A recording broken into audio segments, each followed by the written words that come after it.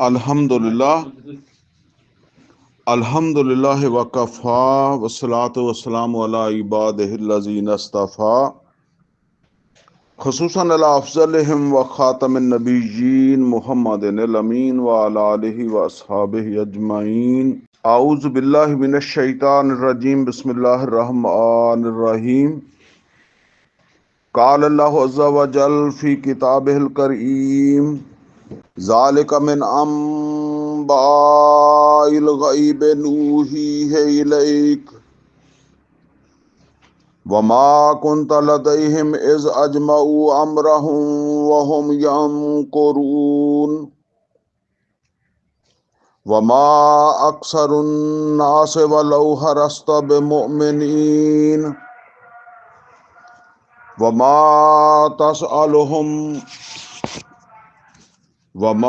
تسألهم علیہ من اجر ان هو الا ذکر للعالمین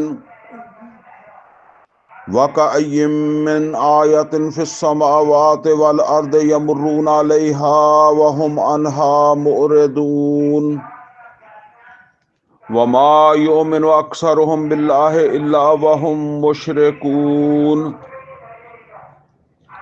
افامنوا ان تأتیہم غاشیۃ من عذاب اللہ او تأتیہم الساعۃ بغتۃ وہم لا یشعرون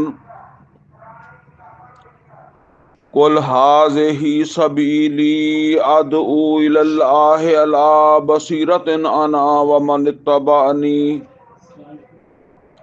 وسبحان اللہ وما انا من المشرکین وما ارسلنا من قبلک الا رجالا نوحی الیہم من اہل القرى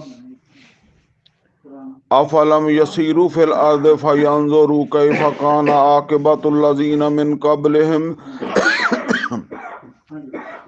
ولدار الآخرۃ خیر للذین اتقوا افلا تعقلون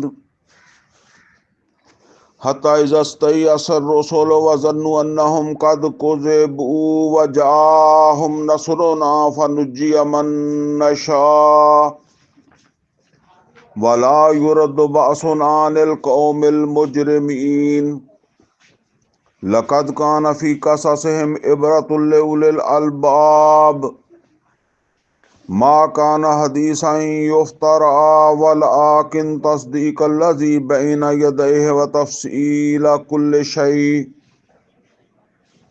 وهدى ورحمة لقوم يؤمنون۔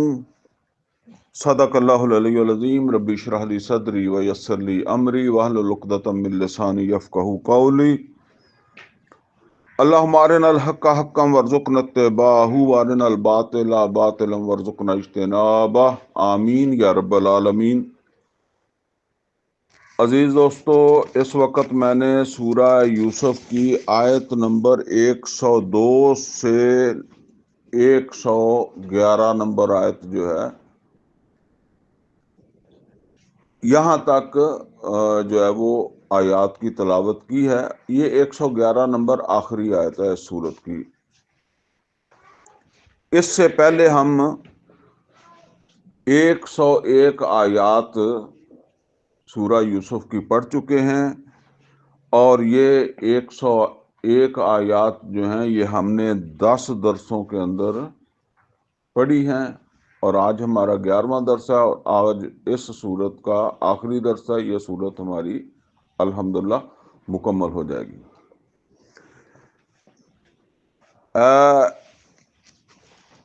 آج ان آیات کے حوالے سے جس چیز کو میں نے موضوع کہا ہے، یا جو موضوع کا میں نے تعین کیا ہے ان آیات کے حوالے سے، وہ ہے دعوت الی اللہ علی وجہ البصیرہ۔ اس موضوع کے حوالے سے جو ہے وہ کچھ چیزیں سمجھ لیں۔ دیکھیں، نبی صلی اللہ علیہ وسلم پر اس سورت کے نزول کی جو وجوہات یا آپ یہ سمجھ لیں کہ جو شان نزول جیسے کہتے ہیں، ان کے حوالے سے ایک بات یہ بھی ہے کہ نبی صلی اللہ علیہ وسلم سے سوال کیا گیا تھا، پوچھا گیا تھا کہ بنی اسرائیل کا ذکر قرآن میں بہت ہے، فرعونوں کے حوالے سے، مصر کے حوالے سے، لیکن کہیں وہ جو ان کا اصل وطن ہے اس کا اس طرح ذکر نہیں ہے۔ تو جب ان کا اصل وطن جو ہے وہ کنعان یا شام تھا، تو وہ کیا ان کو بنی کے جا کر وہ مصر میں فرعون کی غلامی میں چلے گئے؟ یعنی مصر میں جانے کے کیا اسباب تھے؟ تو وہ مصر میں جانے کے اسباب یہ اللہ تعالیٰ نے اس صورت کے اندر جب وہ بیان کر دیے نبی صلی اللہ علیہ وسلم کے لیے، تاکہ آپ ان کو جو ہے وہ بتا دیں، تاکہ ان کا جو سوال ہے اس کا جواب جو ہے نا وہ مل جائے۔ اچھا، جب کوئی آپ کا کسی کے ساتھ مباحثہ ہوتا ہے کسی مسئلے پر، تو اس میں کوئی دوسرا فریق جو ہے نا وہ کوئی سوال اٹھاتا ہے، آپ سے اس کا جواب چاہتا ہے، اور آپ پورے یقین کے ساتھ، اعتماد کے ساتھ جب اس کا جواب دیتے ہیں نا، تو اس وقت ایک بات ذہن میں یہ بھی ہوتی ہے کہ چونکہ میرا جواب درست ہے اور یہ مخالف جو ہے نا یہ میرے نقطہ نظر سے اتفاق کر لے گا، قائل ہو جائے گا میری بات پر۔ یہ صورت مکہ میں نازل ہو رہی نا، تو اب وہاں مسئلہ یہ ہے کہ محمد اور رسول اللہ صلی اللہ علیہ وسلم کو اللہ کا رسول مانو، یہ مطالبہ ہے۔ اللہ کو مانو، اللہ کی کتاب کو مانو، محمد اور رسول اللہ صلی اللہ علیہ وسلم کو اللہ کا رسول مانو۔ مکے والوں سے یہی مطالبہ ہے نا۔ تو اب امید یہ ہو سکتی ہے نا کہ اب مکے والوں کو جب انہوں نے ایک سوال اٹھایا تو سوال کا جواب دیا گیا ہے، تو اب ان کو اتفاق کرنا چاہیے میرے نقطہ نظر سے یا ہمارے نقطہ نظر سے۔ یہ نبی صلی اللہ علیہ وسلم کے دل میں بھی بات آ سکتی ہے، اور باقی صحابہ کرام رضوان اللہ تعالیٰ علیہم اجمعین کے دل میں بھی آ سکتی ہے نا، کہ ظاہر ہے اگر وہ بڑے بڑے لوگ ایمان لے آئیں گے تو ظاہر ہے اس سے بڑی ساری سہولتیں پیدا ہو جائیں گی، بڑی ساری تکلیفیں، پریشانیاں جو ہیں وہ دور ہوں گی، اور اگر وہ نہیں لاتے تو پھر ایک مایوسی بھی پیدا ہو سکتی ہے۔ کوئی دیکھیں جی، وہ اب ان کا جواب بھی آیا، پھر بھی یہ اپنی جگہ اڑے ہوئے ہیں۔ تو ظاہر بات ہے کہ نبی کریم صلی اللہ علیہ وسلم تو اللہ کے رسول ہیں، ان کے اندر تو کوئی بد دلی یا مایوسی اس طرح کی پیدا نہیں ہو سکتی، لیکن ظاہر بات ہے سارے لوگ جو بھی ہیں ایمان لائے وہ سارے مل کر کام کر رہے ہیں نا، تو کوئی بد دلی پیدا ہو جائے، کوئی مایوسی پیدا ہو جائے، تو اس کا تدارک کیا ہے ان آیات میں، اور یہ بتایا گیا ہے کہ یہ ایمان لانا جو ہے نا وہ آپ اسے اتنا آسان نہ سمجھیں کہ جی آپ کا جواب چلا گیا اور وہ فوراً ایمان لے آئیں گے، اور یہ جو ہے نا وہ بڑے ساری رکاوٹیں، بڑے سارے جو ہے نا ان کے معاملات ہوتے ہیں۔ البتہ آپ کو مایوس ہونے کی ضرورت نہیں ہے، آپ دعوت کا کام کرتے چلے جائیں۔ سورہ یوسف کا سبق بھی یہی ہے، میں پہلے بھی عرض کر چکا ہوں کئی دفعہ کہ اصل منصوبہ اللہ تعالی کا ہے اور اسی کی تکمیل ہونی ہے۔ ہمیں جو ہدایت دی گئی ہے نا، ہم اس ہدایت کو فالو کریں گے۔ اللہ تعالیٰ نے عقل دی ہے، سمجھ دی ہے، آنکھیں دی ہیں، زبان دی ہے، کان دیا، دل و دماغ عطا کیے ہیں، یہ قرآن دیا ہے، رسولوں کو بھیجا ہے۔ اس ہدایت کی روشنی میں ہم چلیں گے، اور ہم اس بات کا جائزہ لیتے رہیں گے کہ ہم سیدھے ہی ہیں۔ اگر ہم سیدھے نہیں ہیں تو پھر اپنے آپ کو سیدھا کر لیں۔ اور اگر یہ بات ہے کہ سیدھے ہیں اور ہماری کوشش جو ہے وہ بالکل ٹھیک ہے، اس راستے پر چلتے ہوئے ہمارا وقت، ہماری صلاحیتیں، ہمارے وسائل ایمانداری کے ساتھ جو ہے وہ اسی راستے کے اوپر لگ رہے ہیں، تو پھر اس بات سے کہ منزل نزدیک آ رہی ہے یا نزدیک نہیں آ رہی، اس سے مایوسی پیدا نہیں ہونی چاہیے. یعنی اگر ظاہر ہے نزدیک آنے سے تو مایوسی نہیں پیدا ہوتی، دور منزل نزدیک آ ہی نہ رہی ہو تو پھر مایوسی پیدا ہوتی ہے. تو یہ مایوسی جو ہے وہ پیدا نہیں ہونی چاہیے، کام کرتے رہنا چاہیے. اب کام کرتے رہنے کے لیے ایک چیز جو ہے نا وہ بڑی ضروری ہے، وہ ہے خود اعتمادی، یقین. ٹھیک ہے نا؟ یقین کے بغیر جو ہے نا وہ انسان زیادہ دیر کام نہیں کرتا. یہ یقین جسے یہاں کہا گیا علی وجہ البصیرہ، جو کہا جا رہا نبی صلی اللہ علیہ وسلم سے، آپ ان کو بتائیں کہ میں علی وجہ البصیرہ یہ دعوت کا کام کر رہا ہوں. میرے عزم کو، میرے حوصلے کو تم توڑ نہیں سکتے، میرے اندر تم مایوسی پیدا نہیں کر سکتے، میں مایوس ہونے والا نہیں ہوں.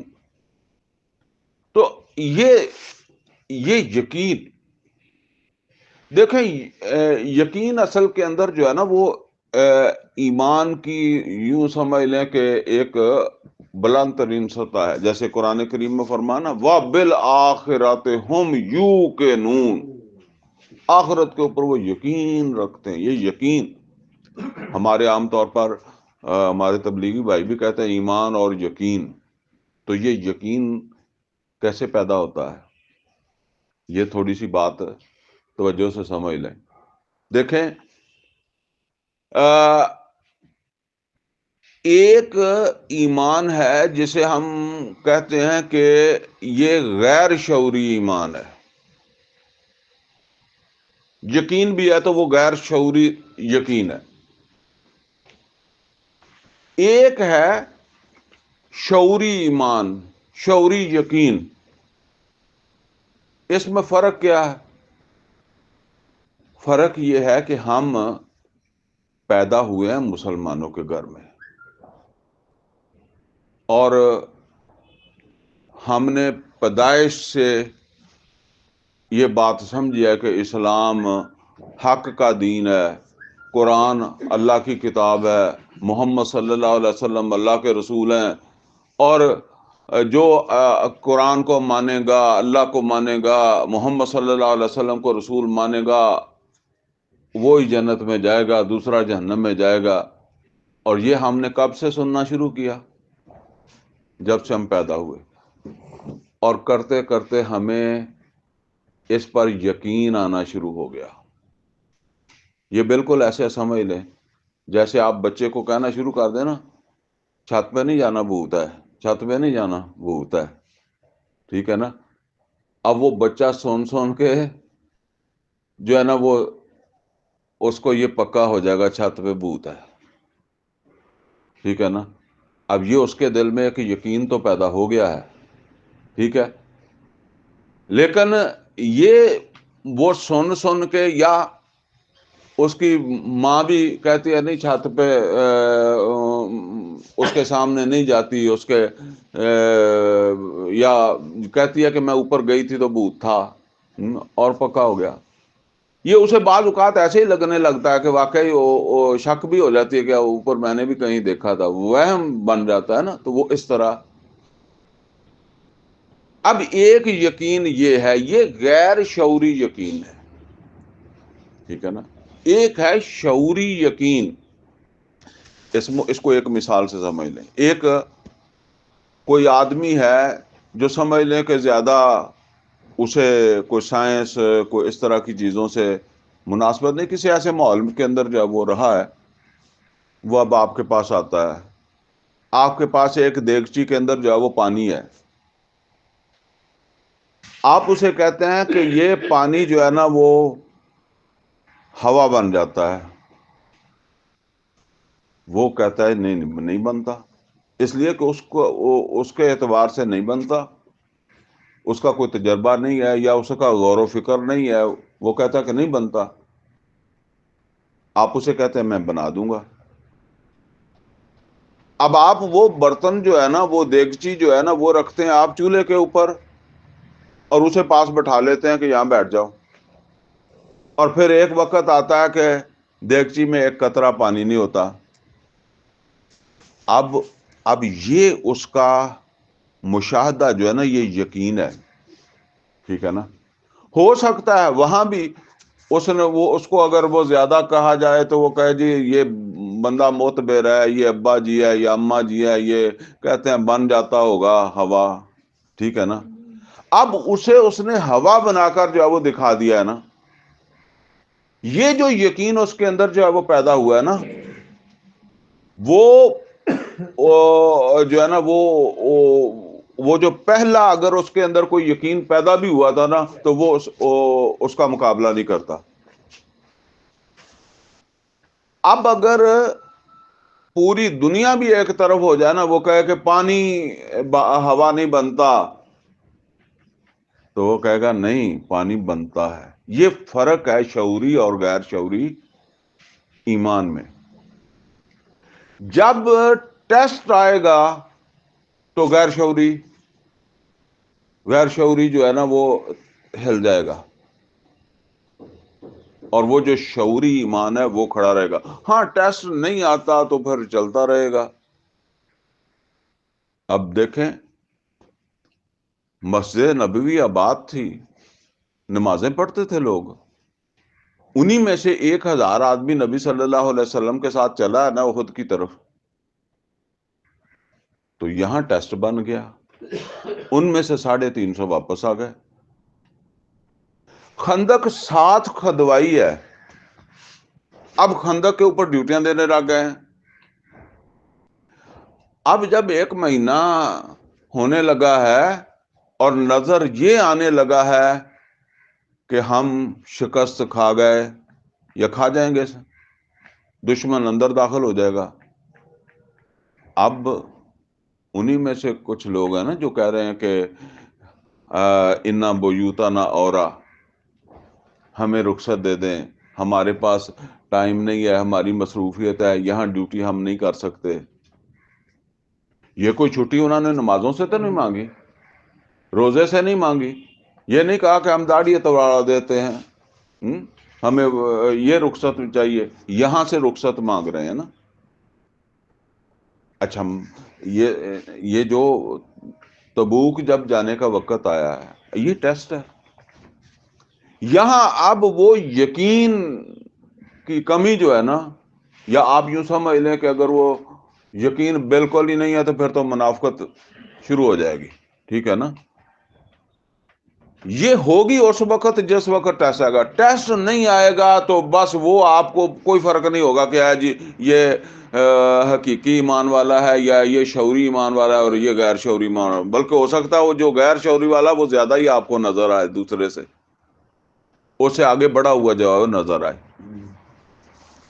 تو یہ سمجھ لیں جی کہ یہ دعوت ایسے ماحول میں، جیسے ماحول میں محمد اور رسول اللہ صلی اللہ علیہ وسلم دے رہے تھے، یا آج کے بھی ماحول میں آپ اس زوردار طریقے سے دعوت دیں کہ آپ سامنے جو نظریات ہے نا اس کو آپ اکھیڑ کے رکھ دیں یا ہلا کر جو وہ رکھ دیں، تو پھر جو اس کا رد عمل آپ کے سامنے آئے گا، تو اگر آپ کے پاس وہ شعوری ایمان نہیں ہے تو پھر آپ ہل جائیں گے، پھر گھر بیٹھ جائیں گے، مایوس ہو جائیں گے، پھر وہ اسی طرح ہوگا جو بڑا کر کے دیکھا، لوگ ہی ایسے ہیں جی، ٹھیک ہے، ہم نے کیا کرنا۔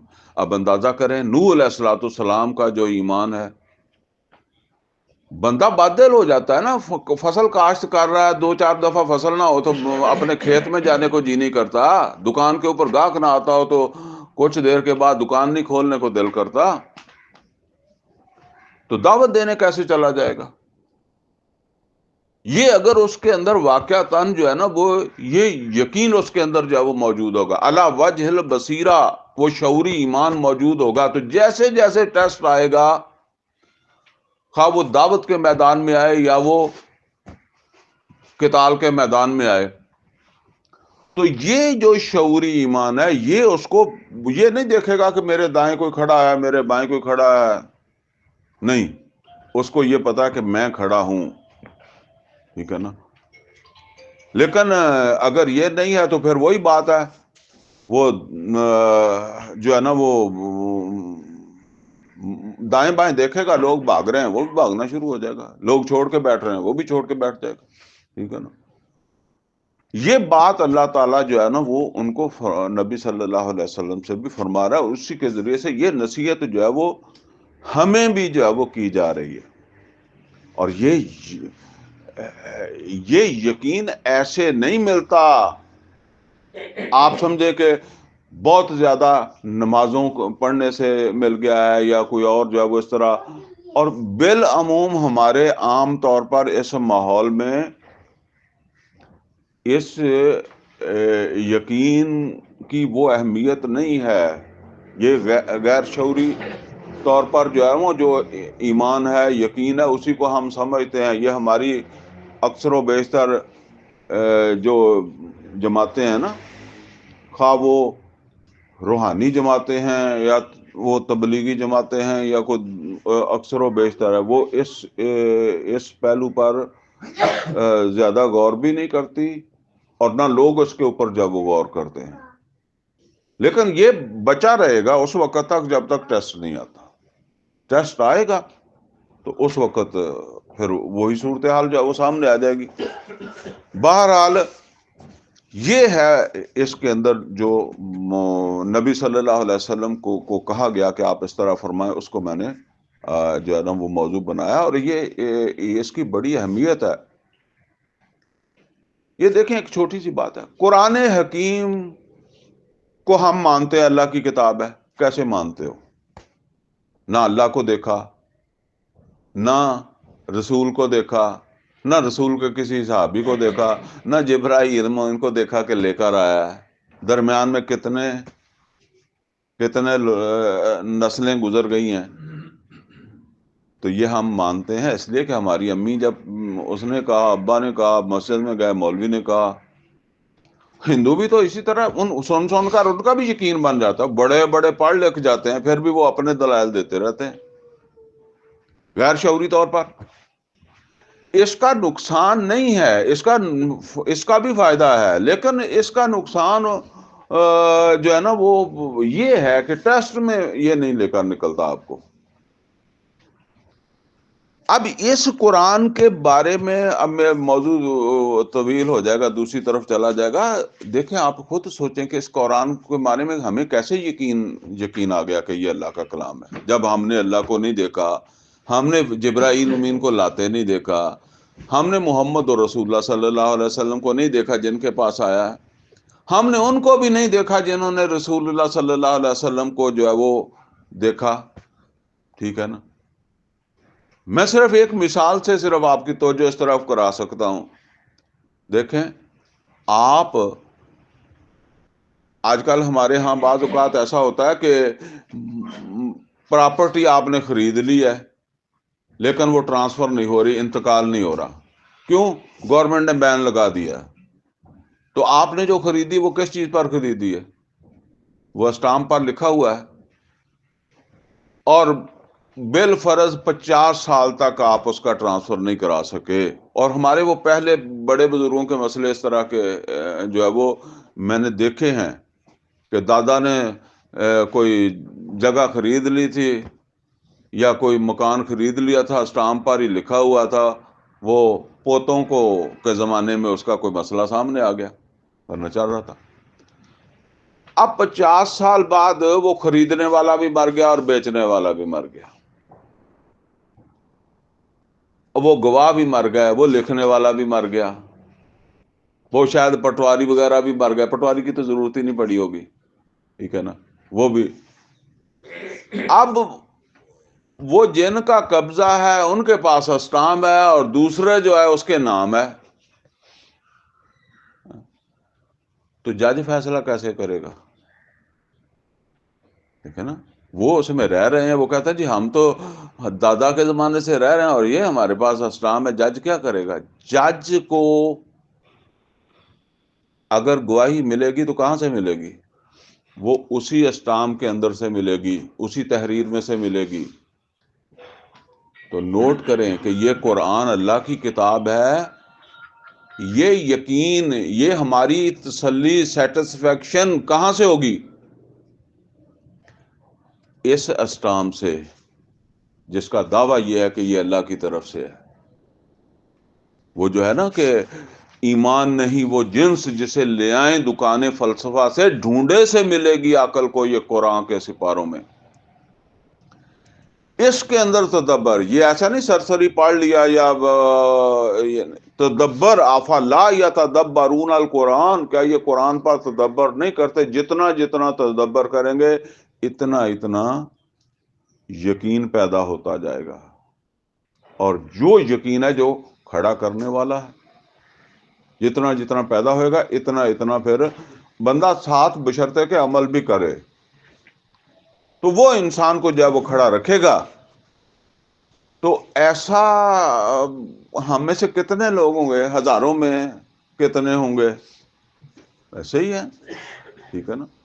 بلکہ وہ جیسے میں نے کہا کہ آپ دیکھیں کتنی بدبختی ہے کہ مسلمانوں کے گھر میں پیدا ہو کر 70 سال کے بعد مرنے والا بھی اس نے قرآن کو سمجھا ہوتا ہی نہیں، سمجھ کر پڑھا ہی نہیں ہوتا، ٹھیک ہے نا؟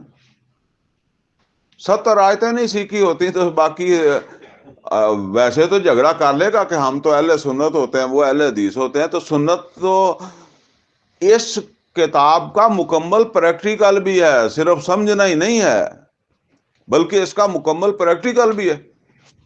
بہرحال یہ تھی وہ موضوع کے حوالے سے کہ یہ دعوت علی وجہ البصیرہ ہونی چاہیے، پورے اعتماد، پورے یقین کے ساتھ جو ہے نا وہ۔ اب اس طرف جو ہے وہ آ جائیں کہ جو آیات آج ہم پڑھنے جا رہے ہیں۔ اب اس میں یہ ہے کہ وہ واقعہ تو مکمل ہو چکا یوسف علیہ السلام کا، اب آخر میں نبی صلی اللہ علیہ وسلم کو یا مسلمانوں کو نصیحتیں کچھ کی جا رہی ہیں، وہ میں پہلے بھی بتا دیا تاکہ کوئی بد دلی پیدا نہ ہو، کوئی اس طرح کی چیز نہ ہو۔ کوئی امید بندہ لگا لیتا ہے نا کہ جی دیکھیں میں نے ان کی جو ان کا مطالبہ تھا وہ تو پورا کر دیا ہے، اب تو ان کو میری بات ماننی چاہیے نا۔ تو اب فرمایا جا رہا ہے ذالک من انباء الغیب، اے محمد صلی اللہ علیہ وسلم اور اے مسلمانوں، یہ غائب کی خبریں ہیں۔ اب دیکھیں ذالک من انباء الغیب، یعنی یہ جو یوسف علیہ السلام کا قصہ ہے، کہانی ہے، یہ واقعات یہ غائب کے واقعات ہیں۔ اب دیکھیں غائب ہوا تو زمین پر ہی ہے نا، زمین کے ایک علاقے کے اندر یہ واقعہ ہوا ہے۔ غائب کس اعتبار سے ہے کہ اس وقت تم وہاں موجود نہیں تھے۔ یہاں نوٹ کر لیں کہ غائب ہے نبی صلی اللہ علیہ وسلم کے لیے اور نبی صلی اللہ علیہ وسلم کے جو صحابہ ہیں، یا آج ہمارے لیے بھی، کیونکہ وہ وہاں موجود نہیں تھے، لیکن اللہ تو موجود تھا، اللہ کے لیے تو غائب نہیں ہے۔ جب ہم سمجھتے ہیں نا، ہم کہتے ہیں جی غائب، تو غائب وہ صرف ہمارے لیے ہی ہوتا ہے، اللہ کے لیے سب حاضر ہی ہے۔ آدم کو کب پیدا کیا وہ ہمارے لیے غائب ہے، لیکن اللہ کے لیے وہ شہادہ ہی ہے۔ اللہ تو خود پیدا کرنے والا موجود تھا، وہ تو آدم کی پیدائش سے، تخلیق سے بھی پہلے موجود ہے۔ تو فرمایا کہ ذالک من انباء الغیب، اچھا یہ غیب تھا، تو اب جب اللہ نے بتا دیا تو اب شہادہ بن گیا، اب علم میں آ گئی ایک بات، ٹھیک ہے نا؟ تو ذالک من انباء الغیب نوحیہ الیک، جو ہم نے آپ کی جانب وحی کی ہے، وما کنت لدیہم اذ اجمعوا امرہم وہم یمکرون، اور اے محمد صلی اللہ علیہ وسلم آپ وہاں موجود نہیں تھے جس وقت وہ اپنے منصوبے کے حوالے سے اتفاق پیدا کر رہے تھے۔ یعنی اب یہ جب بھائیوں نے یوسف کو کنویں میں پھینکا تو یہ اتفاق سے پیدا کیا ہے، زیادہ بندے ہوں نا تو پھر اس میں اتفاق پیدا کرنا پڑتا ہے نا. تو گھر سے تو وہ لے آئے کہ قتل کر دیں گے، لیکن پھر بعد میں ان کے اندر وہ اتفاق نہ رہا. جب بات کھلی تو وہ ایک بھائی جو تھا، بڑا بھائی جو تھا، اس نے اختلاف کر دیا. اس نے کہا لا تقتلوا یوسف، یوسف کو قتل نہ کرو، اس کو کسی ویرانے میں پھینک دو، ادھر ادھر کر دو، قتل نہ کرو. تو پھر جس کے اوپر اتفاق ہوا وہ کیا تھا کہ اسے کنویں میں ڈال دیتے ہیں. تو فرمایا کہ جب وہ بامی متفق ہو رہے تھے، اتفاق بحث مباحثہ ہوا ہوگا نا، کسی نے کہا نہیں ادھر ہی مدعا مکاؤ، دوسرے نے کہا نہیں یار، تو کرتے کراتے ایک بات پر اتفاق ہو گیا. تو آپ اس وقت موجود نہیں تھے جس وقت وہ باہمی اپنے منصوبے میں متفق ہو رہے تھے، اتفاق ان کے اندر جب ہو رہا تھا. وہم یمکرون، اور وہ یہ سازش کر رہے تھے. یہ آپ موجود نہیں تھے، یہ تو ہم نے وہی کر دیا ہے، آپ کو بتا دیا ہے. اب ہے وہ بات کہ آپ زیادہ امید نہ رکھیں. وما اکثر الناس ولو حرصت بمؤمنین، اکثر لوگ آپ کی خواہش ہوگی بھی تو ایمان لانے والے نہیں ہیں. یعنی آپ چاہیں گے کہ سارے ایمان لیں، جن کو بھی آپ دعوت دیتے ہیں، جن تک بھی آپ کا پیغام ہے، سارے ہی لوگ ایمان لیں. اب ظاہر بات ہے کہ جتنا کوئی عزیز ہوتا ہے اتنی زیادہ خواہش بھی ہوتی ہے. ابو طالب کے بارے میں یا اور کئی سارے، بس ساری برادری تھی نا، اپنے لوگ تھے، کوئی تھوڑا قریب تھا تو تھوڑا دور تھا. تو آپ چاہیں بھی تو اکثر لوگ ایمان لانے والے نہیں، اکثر لوگ ایمان نہیں لائیں گے. وما تسألهم علیہ من اجر، اور اے محمد صلی اللہ علیہ وسلم آپ ان سے اس کے اوپر کوئی اجر بھی تو نہیں مانگ رہے، کوئی تنخواہ نہیں مانگ رہے. ان ہوا الا ذکر للعالمین، یہ تو ذکر ہے، نصیحت ہے. یہ نہیں مانتے تو پورا جہان پڑا ہوا ہے. جیسے کہتا ہے سارے جہان کے لیے، یہ صرف مکے والوں کے لیے تھوڑی ہے. ٹھیک ہے، یہ نہیں مانتے تو کوئی اور مان لے گا. جیسے کہتے ہیں آپ اپنے کام کو جاری رکھیں. اور یہاں ایک خاص بات، وما تصل علیہم من اجر، دعوت تو اصل کے اندر بغیر اجر کے ہی ہے، بغیر تنخواہ کے ہے. ٹھیک ہے نا. یہ عام طور پر جو ہے نا وہ اس طرح کے دائی بھی نہیں ملتے. یہ جو بڑی بڑی تقریریں کرنے والے، بڑے بڑے وہ کرنے والے نا، وہ پیسے بھی طے کر کے آتے ہیں. ٹھیک ہے نا. اور پھر ان کے پاس یہ بڑی دلائل ہوتے ہیں کہ جی ہم نے نہیں کھانا، ہم کو نہیں پیٹ لگا ہوا. ٹھیک ہے نا، ہمارے مسائل نہیں ہیں. تو بہرحال یہ سمجھ لیں کہ کوئی پیر اور کوئی مرشد اور کوئی بھی ہو، ٹھیک ہے نا، تو یہ بہرحال چلیں، ان کی اپنی لاجک ہوگی، کچھ نہ کچھ تو ہو ہی جاتا ہے نا. ٹھیک ہے.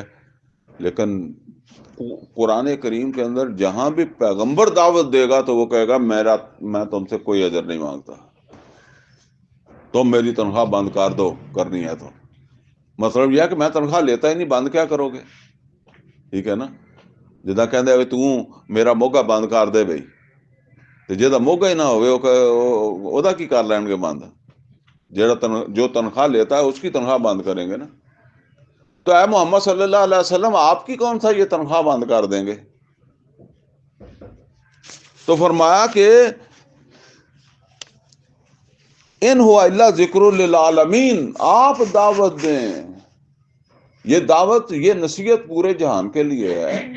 یہ آپ تو پوری انسانیت کے لیے رسول بن کر آئے ہیں. اور صحیح، ٹھیک ہے نا. یہ کئی جگہ کے اوپر، خاص طور پر مساجد کے اندر یہ مسئلہ مجھے بہت پیش آتا ہے. کئی جگہوں کے اوپر یہ درس جو ہے نا وہ برداشت نہیں کرتے کوئی بھی، نہ بریلوی، نہ دیوبندی، نہ اہل حدیث. ٹھیک ہے نا. نہ کوئی جماعتوں والے. ٹھیک ہے نا، نہیں برداشت کرتے. میں نے لیکن بہرحال جیسے کہتے ہیں کہ 5 انگلیاں ایک نہیں ہوتی، کوئی کسی جگہ چل بھی جاتا ہے. بہرحال مولوی نہیں، وہ جو کوئی کمیٹی زوردار ہو، ورنہ عام طور پر کمیٹی مولوی کے ماتحت ہوتی ہے، لیکن کسی جگہ کوئی کمیٹی والوں کا زور ہوتا ہے، مولوی کا زور نہیں ہوتا، تو پھر وہ چلا بھی لیتے ہیں۔ تو وہ بے شک اہل حدیث ہوں، بریلوی ہو، دیوبندی ہو، کوئی بھی ہو، تو وہ جس کا چلتی ہے وہ چلا بھی لیتا ہے، ٹھیک ہے نا۔ تو مجھے جو اگر کسی جگہ ایسا ملا ہے، ایک واقعہ بھی ہے کہ ایک جگہ میں ایک مسجد کے اندر، اہل حدیثوں کی مسجد ہے، اس میں میرا درس ہوتا ہے، تو مجھے انہوں نے خود بتایا کہ ہمارے مولوی کو پتہ نہیں کیا تکلیف ہے، وہ نہیں ہمیں، لیکن وہ بول نہیں سکتا، وہ ہمیں تنگ کرتا ہے کہ یہ کیا تم نے شروع کر رکھا ہے، کیا سنتے نہ سنا کرو۔ تو میں نے ان سے یہ کہا کہ جی بات یہ ہے کہ آپ ان سے یہ کہہ دیں کہ میں درس جو ہے وہ نہیں دیتا، بغیر کسی لیے دیے کہ تم پابندی کے ساتھ، جس پابندی کے ساتھ میں آپ کے پاس آ جاتا ہوں اور پھر آپ کو بتاتا بھی ہوں کہ آ جائیں درس ہے، تو اس کو یہ کہیں کہ یہ کام تم کرو، اس کو ہٹا دیتے ہیں۔ انہوں نے کہا نہیں، اس کی تو ضرورت نہیں ہے، باقی 5 دن بھی ہوتے ہیں نا، 6 دن بھی تو ہوتے ہیں، وہ کسی دن رکھ لے، وہ نہیں یہ کام نہیں کرے گا۔ میں نے کہا وہ کرے گا ہی نہیں، 2-4 دن شاید میری ضد کے اندر جو ہے وہ لگ بھی جائے، لیکن پھر اس نے اس کے میں تسلسل اس نے نہیں رکھنا، ٹھیک ہے نا۔ یہ تو آپ تجربہ کر لیں، 100% میں کچھ بھی نہیں کہتا، لیکن بہت سارے مولوی ایسے ہیں کہ جب ان کو آگے مسجد نہیں ملتی اور آپ نے اپنی مسجد سے ہٹا دیا، تو وہ 5 وقت نماز بھی باجماعت نہیں پڑھتے اور نمازیں بھی اس میں چھوڑ لیتے ہیں، ٹھیک ہے نا۔ وہ تو ایک ڈیوٹی بنی ہوئی ہے نا، تو اس کو بندہ کر رہا ہوتا ہے۔ بہرحال یہ ہے کہ دائی اصل کے اندر جو ہے نا، وہ اس کو یہ نہیں فکر نہیں ہونی چاہیے کہ جی کیا ہو جائے گا، یا جو ہے نا وہ نہیں، آپ کی یہ نصیحت، آپ کا یہ ذکر تمام جہان والوں کے لیے، یہ نہیں سنیں گے تو کوئی اور سن لے گا، کمپرومائز کرنے کی ضرورت نہیں ہے، ٹھیک ہے، ڈرنے کی ضرورت نہیں، جیسے کہتے ہیں وَكَأَيٍّ مِّنْ آيَاتٍ فِي السَّمَاوَاتِ وَالْأَرْضِ يَمُرُّونَ عَلَيْهَا، کتنی ہی نشانیاں ہیں۔ یہ تو ایک سوال کا جواب ہے، کتنی ہی نشانیاں ہیں آسمان و زمین کے اندر، اللہ کی معرفت کی، اللہ کی پہچان کی، ایمان اور یقین حاصل کرنے کی، یمرون علیہا، جن کے پاس سے یہ دن بھر گزرتے ہیں، چلتے پھرتے ہیں۔ یہ اللہ تعالیٰ تو فرماتا ہے کہ ہر طرف نشانی ہے۔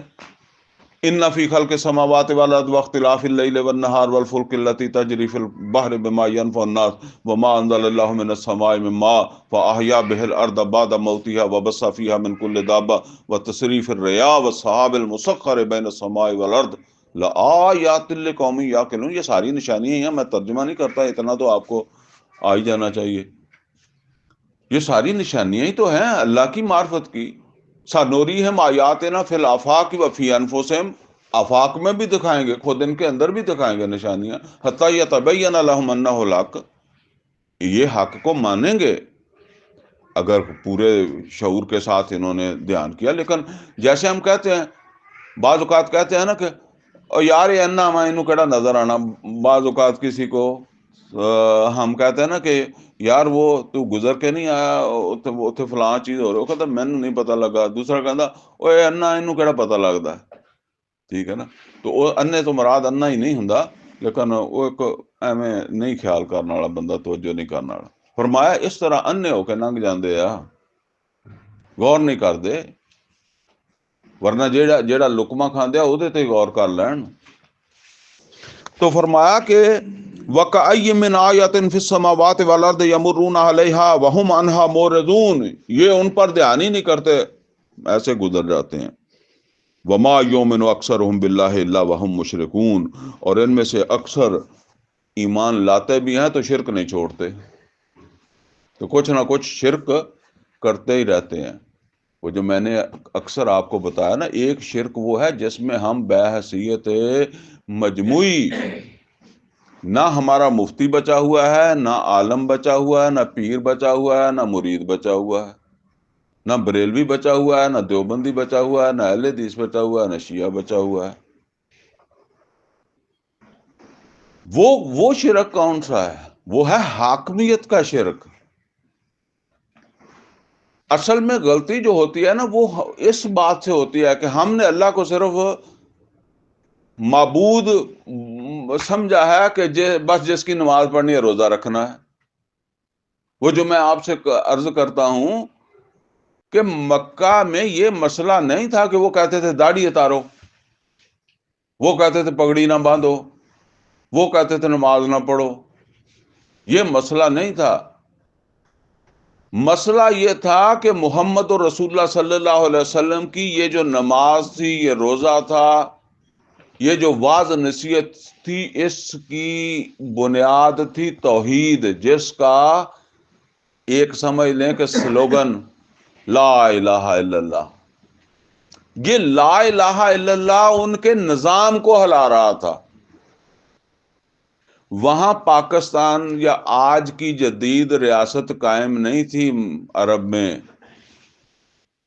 وہاں مذہب کی بنیاد کے اوپر پورا عرب کنٹرول ہو رہا تھا۔ جس طرح ایک پیر جو ہے نا وہ اپنے مریدوں کو کنٹرول کرتا ہے، اس کے پاس کوئی فوج نہیں ہے، کوئی پولیس نہیں ہے، کوئی تھانہ نہیں ہے، لیکن صرف اپنا وہ مذہبی اثر و رسوخ جو ہے نا اس کی بنیاد کے اوپر وہ کسی پیر بڑے بڑے وہ کام کر جاتے ہیں۔ وہ ایک یہ ہمارے گاؤں کا واقعہ ہے۔ ایک پیر صاحب جو ہے وہ کسی کے گھر میں آ گیا، تو اس کی وہ بیٹی تھی کوئی 14-15 سال کی۔ اب مجھے ایگزیکٹ یاد نہیں ہے کیونکہ اس پیر کا ایک بیٹا جو ہے نا وہ آدھا پاگل بھی سگا، تو اس نے اپنے لیے مانگ لی یا بیٹے کے لیے مانگ لی؟ مرید نے یس کہہ دیا، ٹھیک ہے نا۔ لیکن اب دائیں بائیں محلے والے جو ہے وہ رشتہ دار، وہ تو پھر اس پر ایگری نہیں ہوتے، تو بڑے زور دے کر محلے والوں نے یا رشتہ داروں نے یا دائیں بائیں جو احباب تھے، اس میں خاص طور پر میرے ایک چچا جی تھے، آج کل بہت بیمار ہیں، رشتے میں چچا تھے میرے والد کے کزن، اس کا ان کے اوپر ذرا ایک دباؤ بھی تھا اس گھرانے کے اوپر۔ اس نے کہا پیر تمہارا دوبارہ میں نے یہاں دیکھ لیا تو ماروں گا جوتے اس کو پیر کو بھی ادھر نہیں داخل ہونے دینا۔ بڑی مشکل سے ان کو روکا کہ نہیں دینا، یہ بچی اچھی خاصی ہے، خام خائی۔ تو مطلب یہ ہے کہ آپ دیکھیں نا کہ یہ کوئی فوج کے ساتھ تو اس نے مطالبہ نہیں کیا، کوئی پولیس کے ساتھ اس کا مطالبہ نہیں تھا، بس وہ ایک جو اس نے ان کو روحانی طور پر جو کہہ لیں یا جس طرح بھی کہہ لیں اس نے کنٹرول کیا تھا مذہب کے نام پر یا ان کے مرشد کے نام پر، ان کو جنت میں لے جانے کے نام پر۔ تو وہ کراچی میں بیٹھے ہوئے بیٹھوں کے رشتے بھی کروا سکتا ہے، ان کی صلح بھی کروا سکتا ہے۔ جو پاکستان کی عدالت کا فیصلہ نہیں مانتے وہ اپنے پیر کا فیصلہ مانیں گے۔ یہ حیثیت ہے مکے کے جو مشرکین ہیں، وہ کنٹرول ہے ان کا پورے عرب کے اندر۔ اب جب وہاں یہ کہا جاتا ہے نا کہ لا الہ الا اللہ، تو وہاں نماز مدرسے کا مسجد کا مسئلہ نہیں ہے، وہاں یہ سسٹم کو چیلنج ہے۔ تو آج یہی وجہ ہے کہ آپ یہاں کہیں، آپ سڑک پر کہیں، آپ بینک کے اندر جا کر کہیں لا الہ الا اللہ، بینک والے بھی کہیں گے ہم آپ کے ساتھ کہتے ہیں۔ آپ تھانے میں جا کر کہیں، وہ کہیں گے ہم آپ کے ساتھ کہتے ہیں۔ آپ پارلیمنٹ میں جا کر کہیں تو وہ پارلیمنٹ کے اندر جو ہے نا وہ کہیں گے جی ہم بھی آپ کے ساتھ لا الہ الا اللہ کہتے ہیں، سارے کہتے ہیں۔ لیکن جب آپ وہاں کہیں گے ان الحکم الا للہ ولا یشرک فی حکمہ احدا، اور پھر اس کا مطلب بھی سمجھائیں گے، کیونکہ یہ پاکستانی ہے نا، ان کو تو سمجھ آ جاتی تھی، ان کو یہ بھی سمجھائیں گے کہ تمہارا کوئی اختیار نہیں ہے اللہ کے حکم کے مقابلے میں کوئی حکم جاری کرنے کا، کسی کا کوئی اختیار نہیں، تو پھر تو انہوں نہیں آن دیں گے سلامتی نال واپس۔ ویسے جا کے تبلیغ کرو، نماز پڑھو، روزہ رکھو، داڑھی رکھو، جو مرضی کرو، اس کے وہ سنیں گے وہ، کیونکہ یہ ہے اس کے پیرلل جو ہے نا۔ تو وہ جو سورہ مائدہ میں آیا وَمَن لَّمْ يَحْكُم بِمَا أَنزَلَ اللَّهُ فَأُولَٰئِكَ هُمُ الْكَافِرُونَ فَأُولَٰئِكَ هُمُ الْفَاسِقُونَ وَأُولَٰئِكَ هُمُ الظَّالِمُونَ، جو اللہ کی نازل کردہ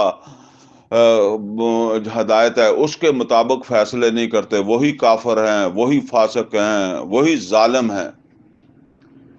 تو یہ اجتماعی سطح کے اوپر جو ہے نا، وہ اس شرک میں تو ہم سارے ہی مبتلا ہیں۔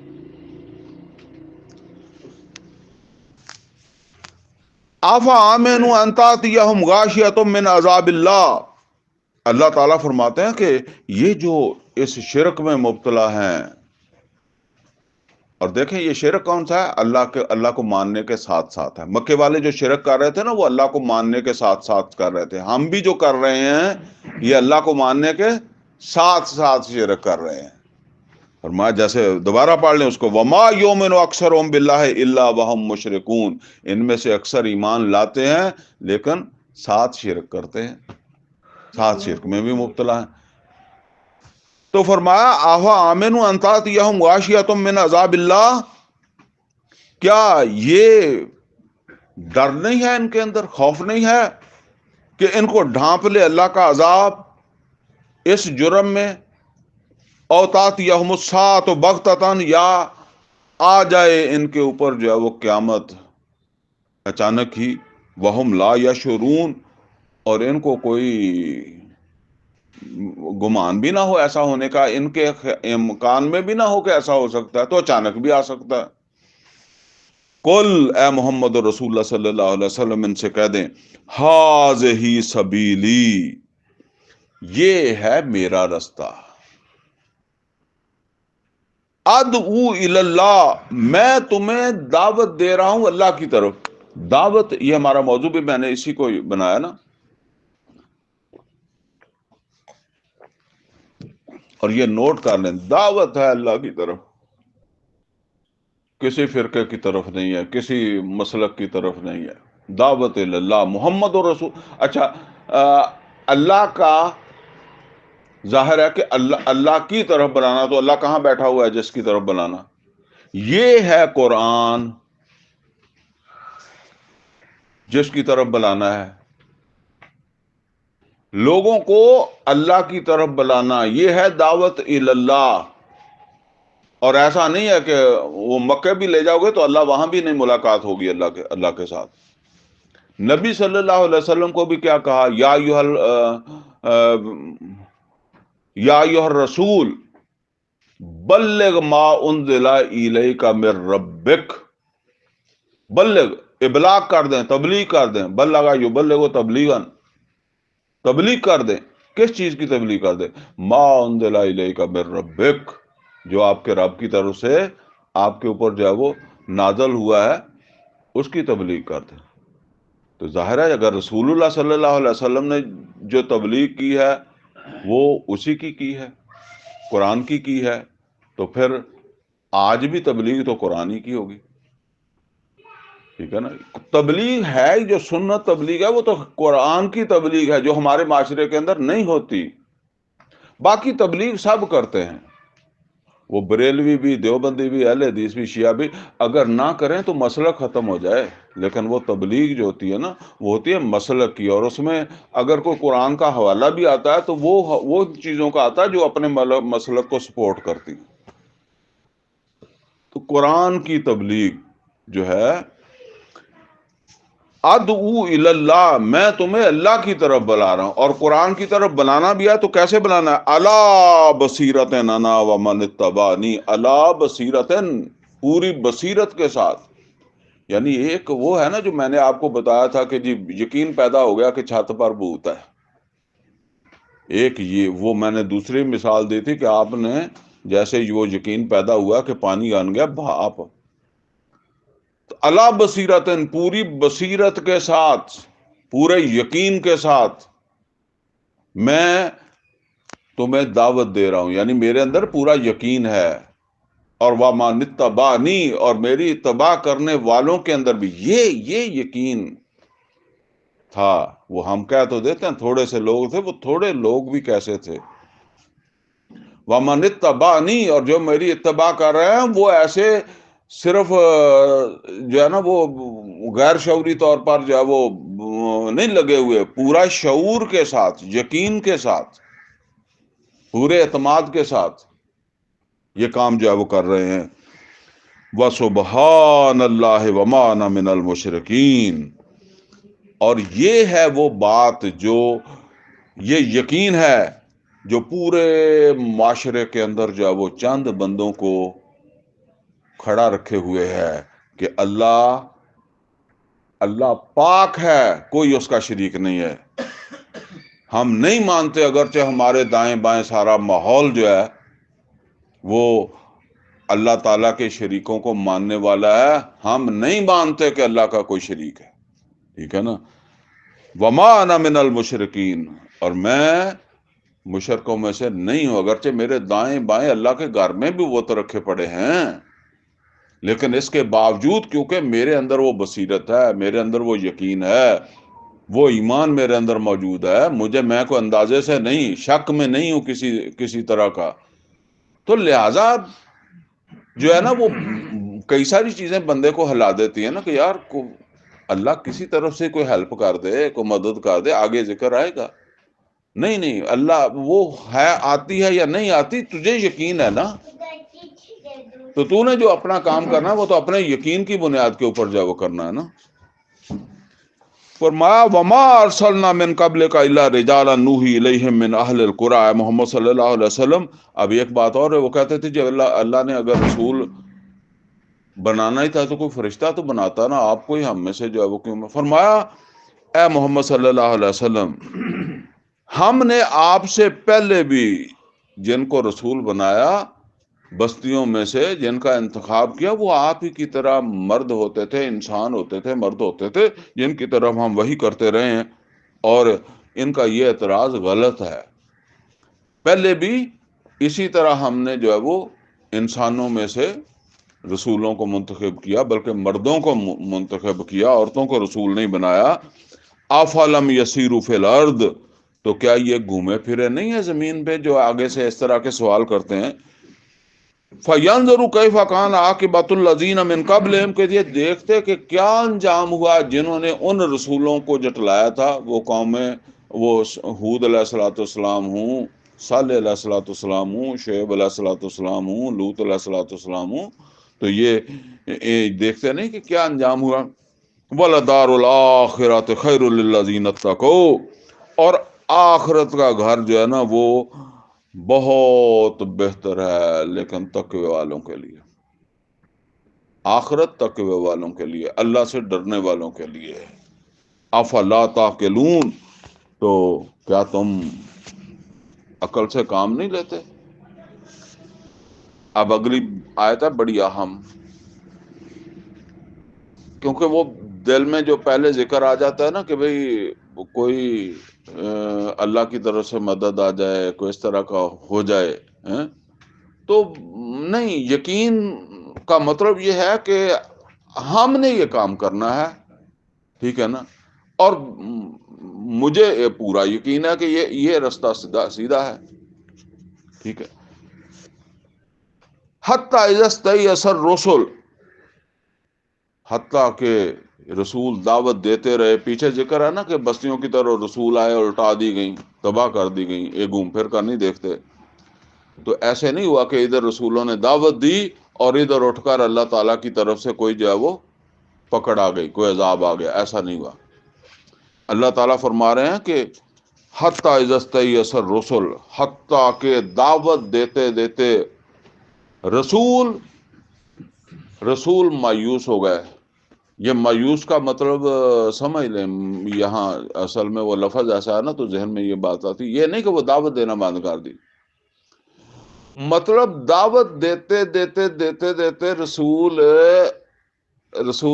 رسول یہ بات سمجھنے لگ گئے کہ اب کوئی مزید اس قوم میں خیر نہیں ہے، کوئی اور ایمان نہیں لائے گا۔ جیسے نوح علیہ الصلوۃ والسلام کا آتا ہے نا کہ 950 سال دعوت دی ہے، پھر اللہ کے آگے دعا کی ہے کہ اللہ میں نے ان کو دن کو بھی بلایا، رات کو بھی بلایا، مجمع میں بھی کہا، اکیلے اکیلے کو بھی کہا، لیکن اب میں مایوس ہوں، نا امید ہوں کہ ان کی نسل میں بھی کوئی نہیں پیدا ہوگا، اور اب تو ان کے اوپر اپنا عذاب بھیج دے، ٹھیک ہے نا، اور ان میں سے کسی کو نہیں چھوڑنا۔ اب یہ مطلب قوم سے مایوسی ہے کہ جیسے وہ آپ اس کو اس طرح سمجھ لیں نا کہ وہ ہمارے دودھ میں سے مکھن نکالتی تھی نا عورتیں، تو وہ پتہ کسی کو یاد ہے ہاتھ مارتی رہتی تھی، ہاتھ مارتی رہتی تھی، مکھن نکالتی تھی، اور پھر ایک وقت آتا تھا کہ ہاتھ مارتی تھی تو مکھن نہیں آتا تھا کیونکہ ختم ہو گیا، اب اس میں نہیں ہے، لسی رہ گئی ہے، ٹھیک ہے نا۔ تو یہی سمجھ لیں دائی بھی جو ہے اس نے بھی معاشرے کے اندر جو ہے نا وہ یہی کام کرنا ہوتا ہے، تو اگر اس میں کوئی خیر ہے تو وہ نکالنا ہوتا ہے، اور لسی جو ہے وہ پھر اس کو، وہ تو پھر لسی رہ جائے گی، اس وہ تو نہیں، مکھن نکل آیا اس میں سے، ٹھیک ہے نا۔ تو وہ نوح علیہ الصلوۃ والسلام کی وہی مثال ہے کہ بھئی وہ اب اس معاشرے سے مایوس ہوگا کہ اس میں مزید خیر نہیں ہے، تو رسول دعوت دیتے رہتے تھے یہاں تک کہ اس معاشرے میں سے جو بھی خیر ہوتا تھا وہ نکل آتا تھا، اور باقی جو تھے پھر ان کے بارے میں ان کا گمان کہہ لیں یا ان کا یہ یقین بن جاتا تھا کہ اب پیچھے لسی رہ گئی ہے، پیچھے تو بندے ضرور ہیں، انسان ہیں، مگر یہ ایمان لانے والے نہیں ہیں، ان پہ کوئی اثر نہیں ہوتا۔ حتی اذا استیأس الرسل، اچھا اب اس کا ایک اور بھی نتیجہ، اس طویل عرصے کا کوئی اور نتیجہ بھی نکلتا تھا، وہ کیا نکلتا تھا کہ جن لوگوں کو رسول دعوت دیتے تھے، رسول کی دعوت میں دو باتیں ہیں، اللہ کا تقوی اختیار کرو، میری اطاعت کرو، اور ورنہ اللہ کی طرف سے عذاب آ جائے گا۔ اچھا اب 950 سال جن لوگوں نے سنا کہ اللہ کا عذاب آ جائے گا، تو ان کے اندر ایک یقین یہ بھی پیدا ہو گیا کہ کان پک گئے سن کے عذاب آ جائے گا، عذاب آ جائے گا، وہ کتنے رہ گیا؟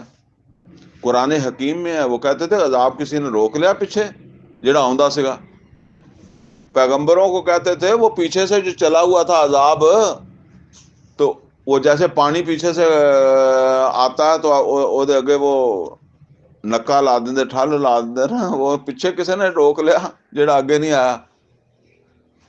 اب ان کے اندر اور جرت پیدا ہوتی تھی، اور اپنا وہ جو کفر ہے اس میں پکے ہوتے تھے، اور یہ سمجھنے لگتے تھے کہ جو یہ کہتے رہے وہ جھوٹ ہی تھا، ہوتا تو اب تک آ ہی جاتا نا۔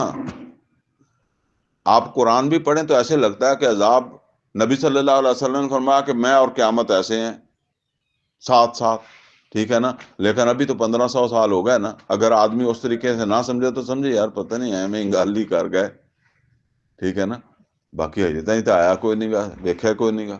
اور یہ دیکھیں آپ معاشرے کے اندر ان چیزوں کے بارے میں اس طرح کی چیزیں پیدا ہونی شروع ہو جائیں گی، خود بخود ہی پیدا ہونی شروع ہو جائیں گی، یار یہ پتہ نہیں ہمیں قیامت والی گل بھی اداں ہی ہے، یہ امام مہدی والی گل بھی ایویں ہی ہے، یہ دین دا غلبہ ہونا یہ بھی کھرے ایویں ہی ہے، ٹھیک ہے نا۔ تو یہ خود بخود یہ اس شعوری ایمان کے نہ ہونے کا یہ نتیجہ پھر اس طرح سے جاؤ نکلنا ہے کہ خود بدگمانی پیدا ہو جانی ہے، تو بہت سارے لوگ پھر اس سے جو وہ ہٹ جائیں گے۔ تو وَظَنُّوا أَنَّهُمْ قَدْ كُذِبُوا، اور وہ جن کو دعوت دیتے تھے رسول، وہ سمجھنے لگے کہ رسول جھوٹ بولتے تھے، آیا کوئی نہیں عذاب۔ اب یہ ایک طرف تو ان کو طویل مہلت دی گئی، اس مہلت نے ان کے اندر جو ہے نا وہ اپنے کفر یا وہ شرک جو ہے یا اس مخالفت کے اندر ان کو پختہ کر دیا۔ اللہ تعالیٰ فرماتا ہے جاہم نصرنا، تو آ گئی ان کے پاس ہماری مدد، آ گئی رسولوں کے پاس۔ اب دیکھیں یہی وہ سورہ بقرہ میں بھی آتا نا، ام حسبتم ان تدخلوا الجنہ ولما یاتکم مثل الذین خلو من قبلکم مستهم الباساء والضراء وزلزلوا حتى يقول الرسول والذین آمنوا معه متى نصر اللہ الا ان نصر اللہ قریب۔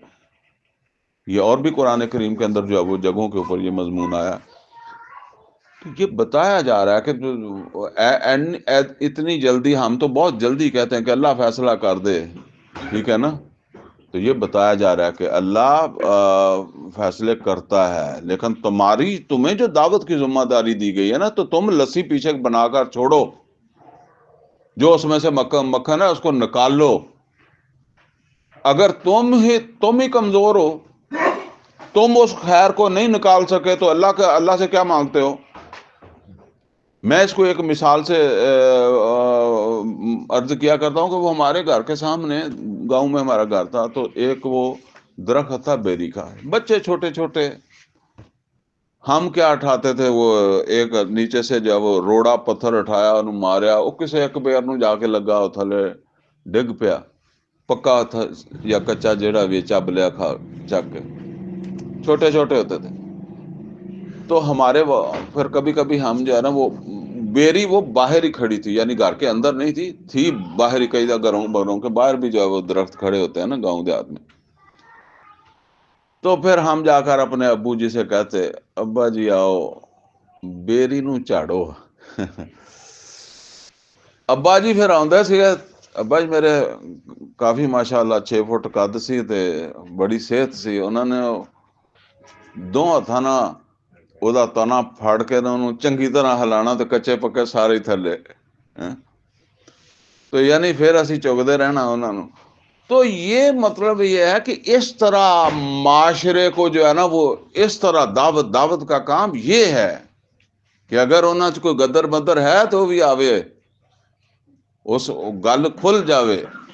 ایسے نہیں ہے کہ بس ایک درس سنایا اور وما علینا الا البلاغ المبین. یہ رسولوں نے نہیں کہا. آج کل تو یہ رواج ہی بنیا نا کہ ماڑا جا میں 2-4 گلاں کیتیاں وما علینا الا البلاغ، یعنی اسی تے بلاغ کر دیتا ہے. ہن ساری ذمہ داری ختم ہو گئی ہے. اللہ کہندا ہے کہ رسول جڑے ہیں نا اس معاشرے تو مایوس ہو جاندے سی کہ ہن بچے پیچھے کچھ نہیں رہا. اس طرح دعوت دا کام کرو. جاءہم نصرنا فنجی من نشاء، پھر بچا وہی جس کو ہم نے چاہا. ولا يرد باسنا عن القوم المجرمین، اور ہماری اس پکڑ سے، ہماری سزا سے مجرم بچا نہیں کرتے. مجرموں کو بچایا نہیں جاتا، مجرموں کو کوئی بچانے والا نہیں ہوتا. اچھا اس دوران کئی مجرم اپنی موت بھی مر جاتے ہیں نا. جس طرح آپ دیکھیں فتح مکہ سے پہلے کتنے مسلمان اپنی تقدیر سے بھی تو فوت ہوئے ہوں گے نا مکہ میں، اینڈ تک تو نہیں پہنچے. اسی طریقے سے جو ہے وہ کتنے کافر ہوں گے نوح علیہ الصلوۃ والسلام کے اس عذاب سے پہلے ہی مر گئے ہوں گے، اپنی تقدیر سے ہی مر گئے ہوں گے نا. تو فرمایا کہ وہ جو ایسے ہوگا پھر وہ آگے بھگت لیں گے جیسے تھے وہاں بھگتا. نکل تو بچ تو وہ بھی نہیں سکے نا. اس موقع پر جو ہوں گے وہ بھگتیں گے، زمین پر ہی بھگتیں گے اور باقی آگے جا کے بھگتیں گے.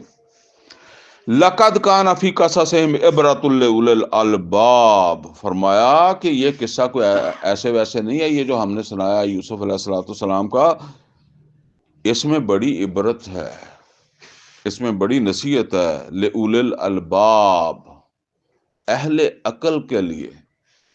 جانتے کہ اب اگر ہم نے پوری صورت پڑھی ہے تو اس میں کیا چیز بحث ہوئی ہے؟ کوئی حج کی بحث ہوئی ہے، کوئی نماز کی بحث ہوئی ہے، کوئی زکوٰۃ کی بحث ہوئی ہے، تو کیا بحث ہوئی ہے؟ اللہ کہتا ہے اس میں بھی نصیحت ہے اولل الالباب، اہل عقل کے لیے. یہ ایسا نہیں ہے کہ قرآن کو پڑھنے کے لیے عقل کی ضرورت ہی نہیں ہے. اس کے لیے بھی جو ہے نا وہ پوری عقل، جیسے ہم کہتے ہیں نا کہ تعلیم حاصل کرنی ہے تو عقل سے حاصل کرنی ہے نا. تو یہ قرآن کی بھی جو وہ ہدایت ہے، رہنمائی ہے، یہ بھی عقل سے ہی آئے گی نا. ما کان حدیثا یفترا، اور یہ کلام، یہ حدیث، یہ قرآن اللہ کی حدیث ہے نا، یہ اللہ کا کلام کو گڑھی ہوئی چیز نہیں ہے. ولیکن تصدیق الذی بین یدیہ، اور یہ تو تصدیق کرتی ہے اس کی جو تمہارے پاس پہلے سے موجود ہے، تورات موجود ہے. وتفصیل کل شیء، اور ہر چیز کو تفصیلاً سمجھا دیا گیا ہے. وَهُدًى وَرَحْمَةً لِقَوْمٍ يُؤْمِنُونَ، اور یہ ہدایت ہے اور رحمت ہے. یہ کتاب، یہ قرآن کیا ہے؟ ہدایت ہے اور رحمت ہے ان لوگوں کے لیے جن کو اس کے اوپر ایمان بن جائے، لقوم یؤمنون، جو اس کتاب پر جن کا ایمان بن جائے. اور وہ میں پہلے بحث کر چکا ہوں کہ یہ ایمان کیسے بنے گا. اس قرآن میں غوطہ زنی سے، غور و فکر سے ایمان نہیں، وہ جنس جسے لے آئیں دکانیں فلسفہ سے، ڈھونڈے سے ملے گی عقل کو یہ قرآن کے سپاروں میں. اللہ تعالیٰ سے دعا ہے کہ اللہ ہمیں قرآن کا فہم عطا فرمائے، عمل کی توفیق عطا فرمائے. اقول قولی ھذا واستغفرہ لی ولکم ولسائر المسلمین والمسلمات.